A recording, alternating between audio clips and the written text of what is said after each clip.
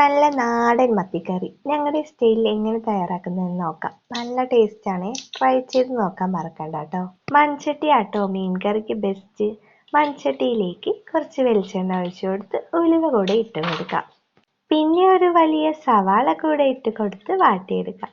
ചെറിയ ഉള്ളി ഉണ്ടെങ്കിൽ അതാവും കേട്ടോ ബെസ്റ്റ്. ഇനി 4 പച്ചമുളക് നെടുകെ കീറിയതും ഒരു കഷ്ണം ഇഞ്ചി ചതച്ചതും കൂടെ വാട്ടിയെടുത്ത് 2 തക്കാളി കൂടെ അരിഞ്ഞത് ഇട്ട് കൊടുക്കാം. തക്കാളി വാടി വരുമ്പോഴേക്കും കുറച്ചധികം പുളി വെള്ളത്തിലിട്ട് വെക്കണം കേട്ടോ. ഇനി നമ്മളുടെ മസാലപ്പൊടികൾ ചേർത്ത് കൊടുക്കാം. 3/4 ടീസ്പൂൺ മഞ്ഞൾപ്പൊടിയും 2 ടേബിൾ സ്പൂൺ മല്ലിപ്പൊടിയും 1 ടേബിൾ സ്പൂൺ മുളക് പൊടിയും കൂടി ഇട്ട് പച്ചമണം മാറുന്നത് വരെ വാട്ടിക്കൊടുക്കാം. ഇനി ഇതിലേക്ക് വെള്ളത്തിലിട്ട് വെച്ച പുളി പിഴിഞ്ഞൊഴിച്ചു കൊടുത്ത് ആവശ്യത്തിന് വെള്ളവും കൂടെ ഒഴിച്ചു കൊടുത്ത് നല്ലപോലെ അങ്ങ് തിളപ്പിക്കാൻ വെക്കാം. വെള്ളത്തിലോട്ട് കുറച്ച് കറിവേപ്പിലയും പിന്നെ ഇതിന് വേണ്ട ഉപ്പും കൂടെ ഇട്ട് കൊടുക്കണം കേട്ടോ.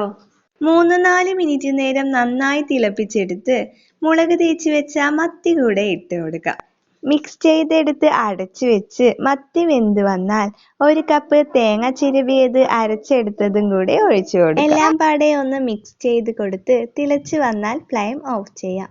ചൂട് ചോറിന് ചൂടോട് കൂടി തന്നെ സെർവ് ചെയ്യാം.